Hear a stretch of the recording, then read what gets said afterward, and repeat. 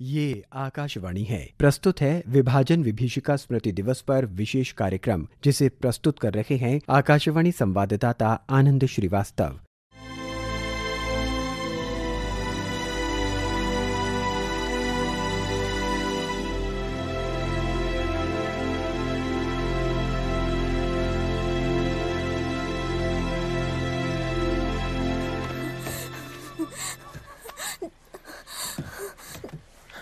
ये सिसकियां अपने आप में वो दास्तां समेटे है जिसका जिक्र होते ही रोंगटे खड़े हो जाते हैं। दिल दहला देने वाली ये चित्कारें इतनी भयावह हैं जिसकी कल्पना भी मुश्किल है।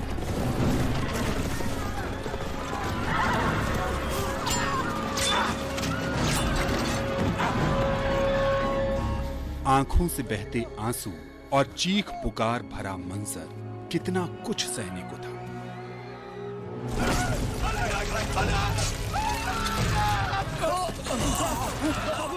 शरीर की पीड़ा की सीमाएं समाप्त हो गई थीं और मन का दुख अनंत से भी परे पहुंच गया था। सुनहरे भविष्य का ख्वाब देखने वाली आंखों में हताशा और निराशा का मंजर था। लाखों सपनों के बिखरने की तारीख थी 14 अगस्त 1947।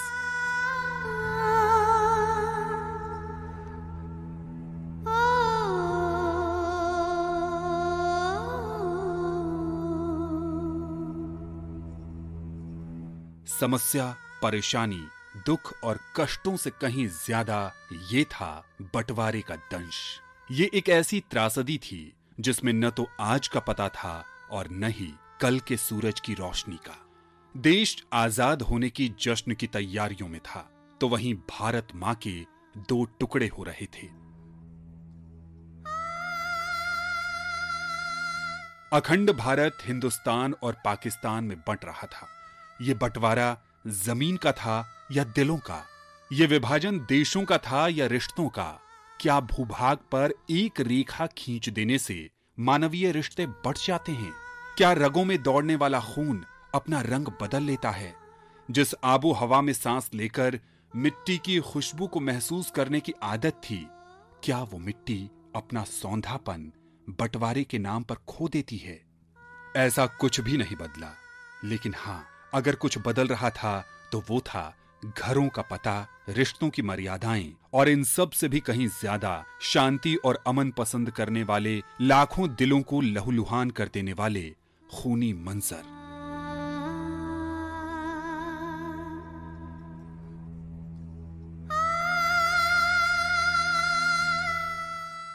आज इस बंटवारे के 76 साल पूरे हो गए हैं। दोनों मुल्कों ने कई क्षेत्रों में प्रगति के परचम लहराए हैं, लेकिन विभाजन की त्रासदी झेलने वाले लोगों के करीब बैठने पर आज भी उनके दिलों की धड़कनों से आने वाली आवाज में बेचैनी और बेबसी को बहुत आसानी से महसूस किया जा सकता है। उनके आंखों में कभी न समाप्त होने वाला अपनों का इंतजार है, और जब उनके मन का हाल पूछने की कोशिश की जाए तब समझ में आता है कि मन तो इस जिस्म से बहुत दूर उन कस्बों और बस्तियों में भटक रहा है जहां वो अपनों से बिछड़े थे, जहां उनके घर टूटे थे, जहां उनके रिश्ते छूटे थे, जहां उनके सपने चकनाचूर हो गए थे। अभी वहां के बागों में मस्ताना हवाएं आती हैं, क्या अभी वहां के पर्वत पर घनघोर घटाएं छाती हैं, क्या अभी वहां की बरखाएं वैसे ही दिलों को भाती हैं। 7 दशक से भी अधिक के सफर में उन्होंने क्या क्या नहीं झेला। वो विभाजन खुद को खुद से अलग करने जैसा था। इस अदला बदली में दंगे भड़के, कत्लेआम हुए।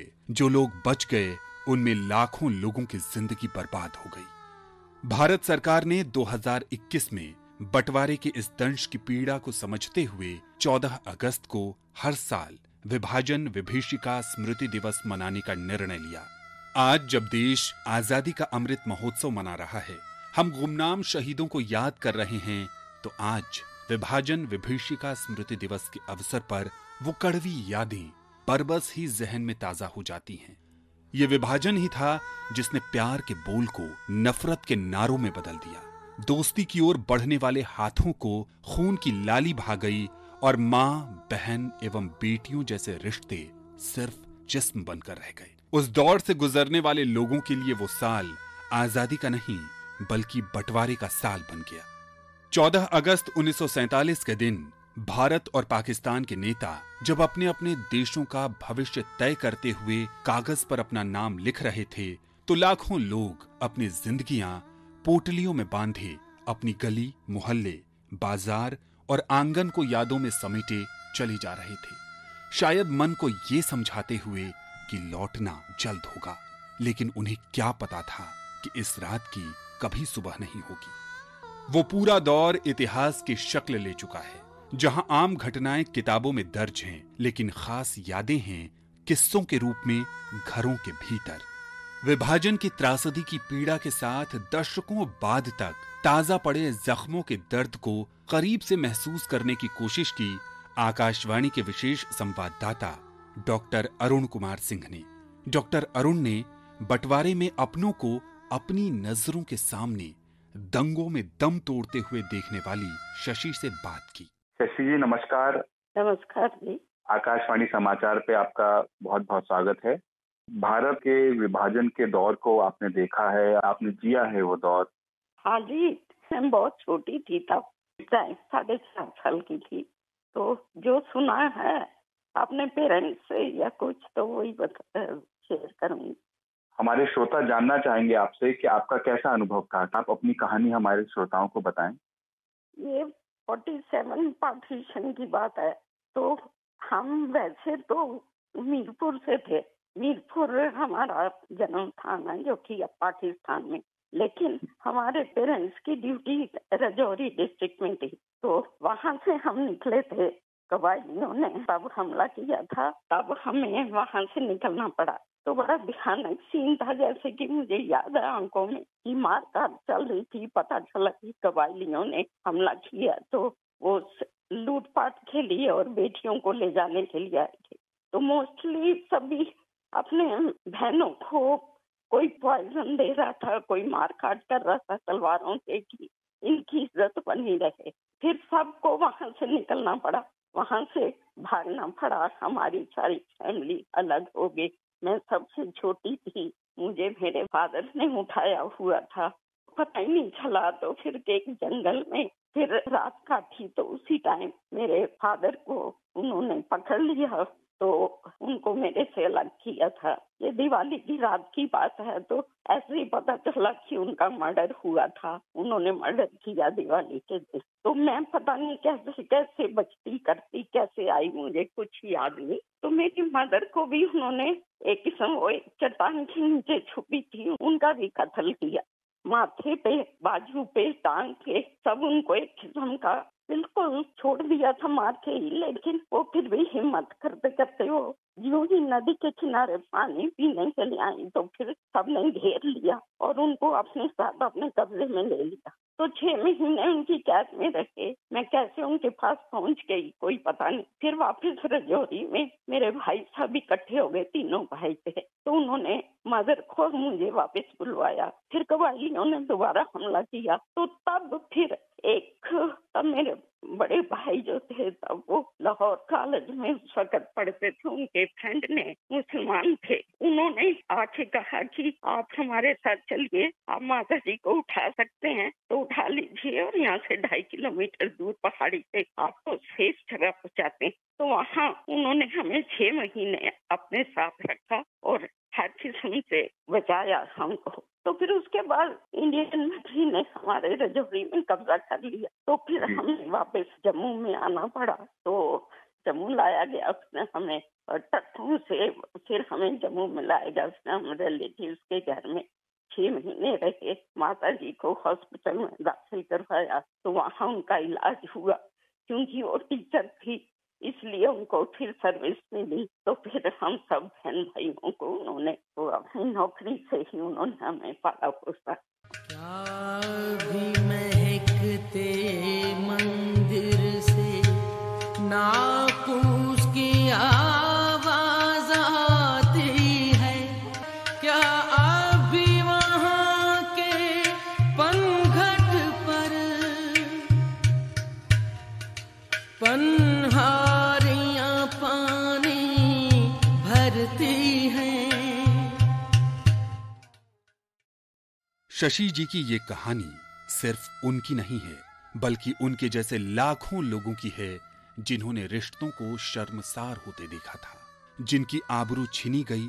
कुछ महिलाएं विधवा हो गईं, कुछ अनाथ और कुछ लाचार, बेबस और बेसहारा। भारत का विभाजन खूनी घटनाक्रम का एक दस्तावेज बन गया जिसे हमेशा उलटना पलटना पड़ता है। धर्म मजहब के आधार पर न चाहते हुए भी लाखों लोग इस पार से उस पार जाने को विवश हुए। ये केवल किसी देश की भौगोलिक सीमा का बंटवारा नहीं, बल्कि लोगों के दिलों और भावनाओं का भी विभाजन था। बंटवारे का ये दर्द गाहे बगाहे हरा होता रहता है। विभाजन विभीषिका स्मृति दिवस इसी दर्द को याद करने का दिन है, जब पीने का पानी लाने के लिए बम और गोलियों की बौछारों के बीच रास्ता तय करना पड़े और अपनी ही औलाद को मिट्टी का तेल छिड़ककर सिर्फ इसलिए जलाना पड़े कि उनके पवित्र शरीर को कोई वहशी दरिंदा रौंद कर न चला जाए। विभाजन की मार झेल चुकी नई दिल्ली के लाजपत नगर में रहने वाली शुभा गुप्ता उन दिनों की ऐसी ही यादों को कुछ यूं साझा करती हैं। मेरा नाम शोभा गुप्ता है। मैं अमर कॉलोनी लाजपत नगर में रहती हूँ। विभाजन के समय मेरी आयु 8.5 वर्ष की थी। इस समय मैं 83 वर्ष की हो चुकी हूँ। फिर भी मेरी स्मृति में वह दृश्य अभी भी है कि किस प्रकार हम 2 महीने अपने ही शहर में सबसे कट कर रह रहे थे। मैं केवल 2 घटनाओं का यहाँ वर्णन कर रही हूँ। दुश्मनों ने पानी की पाइपों को काट कर पानी बंद कर दिया था। लोगों को अपनी जान पर खेलकर दूर से नीचे जाकर पानी लाना पड़ता था। उधर से गोलियों की बौछार शुरू हो जाती थी। कितने ही लोग पानी भरते समय मृत्यु को प्राप्त हो गए। रात को हमारे माँ बाप घर की रखवाली करते और बेटियों को एक जगह पर इकट्ठा कर देते थे, ताकि यदि दुश्मन शहर के अंदर घुस जाए तो सबको मिट्टी का तेल डालकर जला दिया जाए, ताकि दुश्मन के हाथ हमारी बेटियां न आ सके।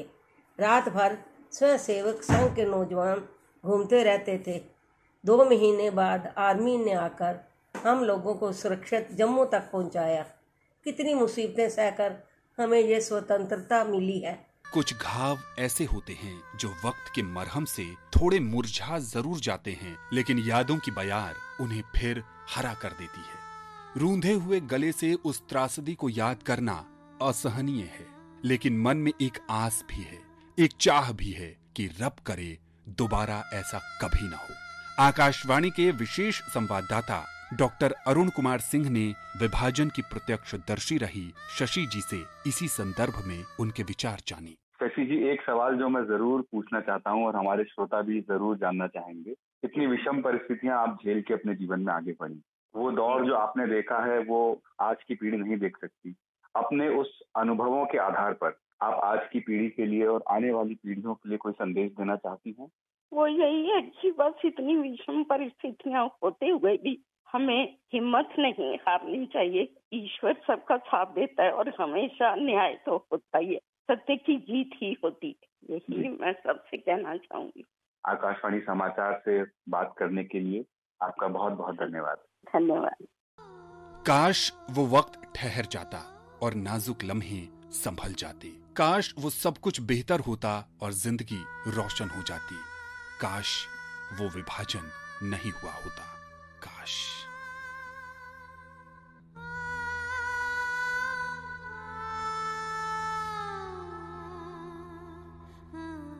अभी आप सुन रहे थे विभाजन विभीषिका स्मृति दिवस पर विशेष कार्यक्रम, जिसे प्रस्तुत कर रहे थे आकाशवाणी संवाददाता आनंद श्रीवास्तव। ये कार्यक्रम आकाशवाणी के समाचार सेवा प्रभाग द्वारा प्रस्तुत किया गया। इसे आप हमारे mobile app news on AIR और YouTube channel news on AIR official पर भी सुन सकते हैं।